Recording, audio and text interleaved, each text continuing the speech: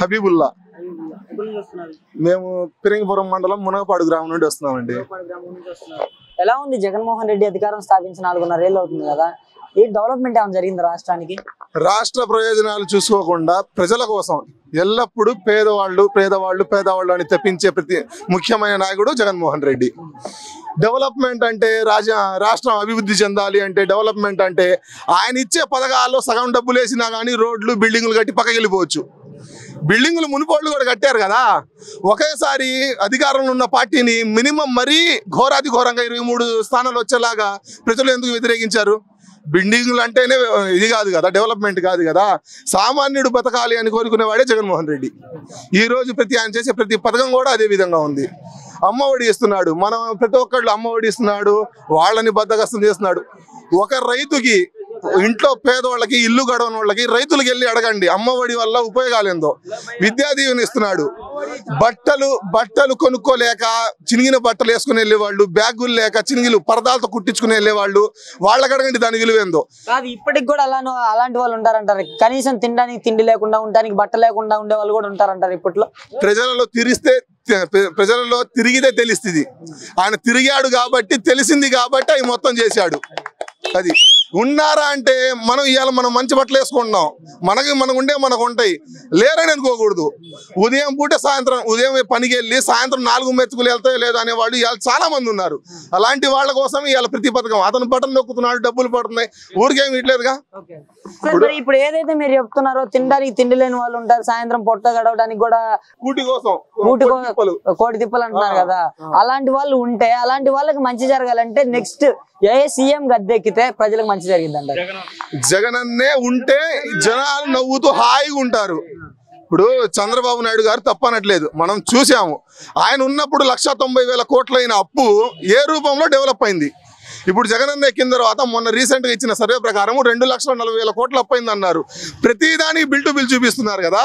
ఇప్పుడు దీనికి లెక్క ఉన్నప్పుడు దానికి లెక్క ఉండాలిగా. ఇప్పుడు దాంట్లో డెవలప్మెంట్ ఏది? ఇప్పుడు ప్రతిదానికి మీరు చూసుకోండి, ప్రతి నెల ఏదో స్కీము. పెన్షన్ చంద్రబాబు నాయుడు గారు తెలివిగా 2019 సంవత్సరంలో 4 నెలల్లో ఎలక్షన్స్ వస్తాయి అన్నప్పుడు తెలివిగా 2,000 చేశారు పింఛను. ఆ రోజు నుంచి ప్రతి జగనన్న ఒకటే మాట అన్నాడు, ప్రతి సంవత్సరం 250 పెంచుకుంటూ 3,000 చేస్తా అన్నాడు. రేపు జనవరి 3వ తారీఖు నుండి, అంటే ఈ నెల హై అమౌంట్ అవ్వడం వల్ల 1వ తారీఖు రావట్లేదు డబ్బులు, 3వ తారీఖు నుండి 3,000 పంచుతున్నారు. అది ఓకే. మరి జగన్మోహన్ రెడ్డి పథకాలు మాత్రమే అందిస్తున్నాడు, డెవలప్మెంట్ చేయలేకపోతున్నాడు, చేయడం కూడా అతనికి చేత కాదనేసి మాట్లాడుతున్నారు టీడీపీ. నేను ఇప్పుడు అదేనండి అంటుంది. రోడ్లు వేసి బిల్డింగ్లు కడితే డెవలప్మెంట్ అనుకుంటే 2,40,000 కోట్లలో 1,20,000 కోట్లు ఉన్నట్టయితే సింగపూర్ అమ్మ మొగుడే ఏది ఆంధ్ర. 1,20,000 కోట్లు చాలు. 2,40,000 కోట్లు ఎందుకు ఖర్చు చేశాడు? ప్రజలు ఆయన కోటేశారు, ధనికులు వేయలేదు, ప్రజలు వేశారు. ప్రజలను చూడాలనుకున్నారు, రైతులను చూడాలనుకున్నాడు, అందుకే వేశారు, ఆయన గెలిపించుకున్నారు. ఫైనల్ గా మరి ఇప్పుడు చంద్రబాబు పవన్ కళ్యాణ్ పొత్తుతో వస్తున్న విషయం తెలిసిందే. మరి టీడీపీ జనసేన వల్ల వైఎస్ఆర్సీపీ పార్టీ 2024 ఇబ్బంది రాదంటారా? అన్నా సింపుల్ లాజిక్ అన్నా. ఇప్పుడు పవన్ కళ్యాణ్ గారు ఉన్నారు, సింపుల్ గా మాట్లాడుకుందాం. ఆయన పార్టీ పెట్టి 10 సంవత్సరాలు 14 సంవత్సరాలు అవుతుంది. చంద్రబాబు నాయుడు ఉన్నారు, 40 సంవత్సరాల అనుభవం ఉంది. ఇక్కడ 14 సంవత్సరాలు ఇది ఉంది. వీళ్ళిద్దరు ఎందుకు భయపడుతున్నారు? ఇతను వచ్చింది ఎప్పుడు, ఇతను చేసింది ఏంది? సింగిల్ గా ఎవరితో పొత్తు లేకుండా ఏమి లేనప్పుడే అతను పాదయాత్ర చేయక ముందే 66 స్థానాలు గెలిచిన వ్యక్తి జగన్మోహన్ రెడ్డి.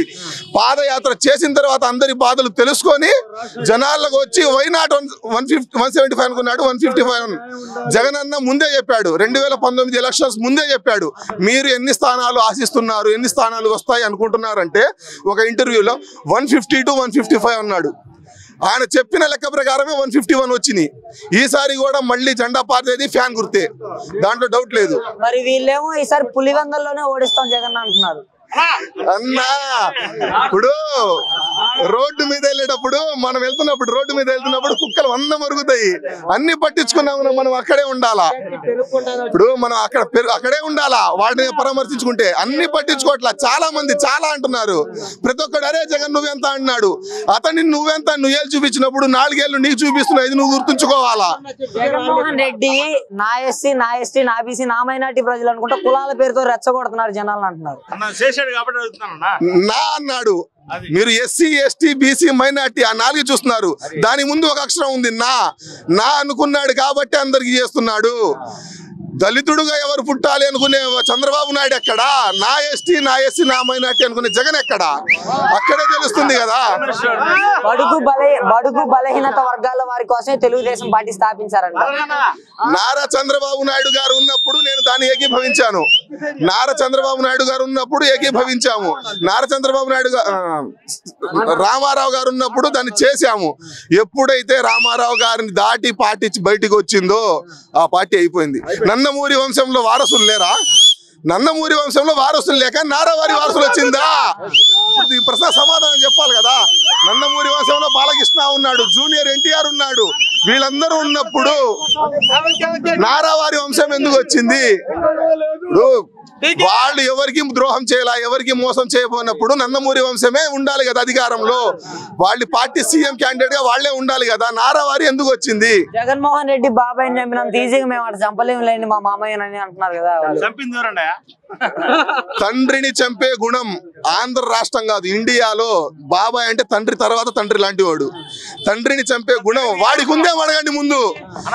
అతను ఒకడు నీ బాబాయ్ నువ్వు చంపే ఉన్నప్పుడు నీ బాబాయ్ నువ్వు చంపావా ఆ ప్రశ్న వేసుకో ముందు. అప్పుడు నీకు అనిపించింది పుకార్లు వద్దు, పుకార్లు మాట్లాడొద్దు. కోడి కత్తి కేసు, మీ బాబాయ్ని చంపిన కేసు అన్ని మీ పార్టీకి గొడ్డలు గుర్తు పెట్టుకో జగన్ అనేసి అంటున్నారు. రీసెంట్ గా ఇప్పుడు అసెంబ్లీ జరగట్లేదు. రీసెంట్ గా అంటే లాస్ట్ టైం అధికారం వచ్చిన తర్వాత ఎలక్షన్ అసెంబ్లీ జరిగింది కదా, దాంట్లో చూసుకున్నప్పుడు ఒకటే జగన్ అన్న సీఎం అయ్యి ఒకటే మాట అన్నాడు, నా మీద ఉన్న కేసులు మొత్తం రుజువు చేయి, నేను రాజీనామా చేస్తా, లేకపోతే నువ్వు ఆడంగేవాడు ఒప్పుకుంటావని చంద్రబాబు సవాల్ చేశాడు. ఆ రోజు ఎందుకు మాట్లాడలా మీరు? ఇప్పుడు ఆ రోజు నువ్వు అనాలి కదా. మొన్న పెట్టారన్నారు, మొన్న చంద్రబాబు నాయుడు గారిని అరెస్ట్ చేశారు, జైలుకి పిలుచుకెళ్లారు. ఎన్ని రోజులు ఉన్నారండి? సరే, ఎన్ని రోజులు రిమాండ్ లో ఉన్నారు. ఇప్పుడు నువ్వు స్టేట్ లో ఉండి నువ్వు ఇక్కడ అరెస్ట్ అయినప్పుడు సెంట్రల్ నుండి నీకు లాయర్లతో అవసరం ఏముంది? నువ్వు తప్పు చేయలేదు, నిజాయితీగా నిలబడాలా.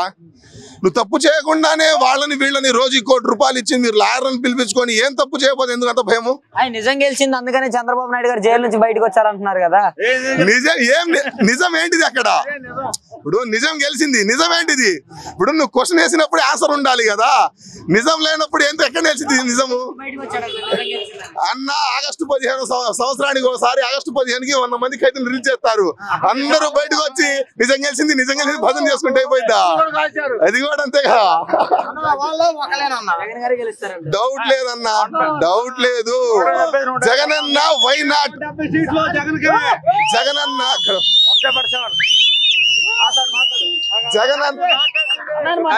జగనన్న అంత అమాయకంగా లేకుండా ఏం లేడు. జగనన్న వై నాట్ 175 అన్నాడు అంటే దానికి కూడా పెద్ద రీజన్ ఉంది. ఆయన చేసిన ప్రతి పని చివరి వరకు వెళ్ళడానికి ప్రతి ముఖ్యమైన వ్యక్తి వాలంటీర్. చంద్రబాబు నాయుడు హయాంలో ఎన్ని వేలు ఒక పెన్షన్ పుట్టాలంటే 10,000 కట్టిన వాళ్ళు నా కళ్ళ ముందు చాలా మందిని చూశాను నేను. ఈ రోజు ప్రతి ఊరు తిరగండి, వాలంటీర్ కి మేము ₹10 ఇచ్చాము మా పెన్షన్ కోసం అని ఎవరినన్నా అడగండి. ప్రతి ఊరు తిరిగి పార్టీ రాజీనామా చేస్తాం. ఒక్కళ్ళకి సచివాలయం వెళ్ళాం కానీ నాకు లంచం ఇస్తే పని చేసామని ఒక్కళ్ళు చూపించమనండి, రాజీనామా చేస్తాం అంతే. Open challenge okay.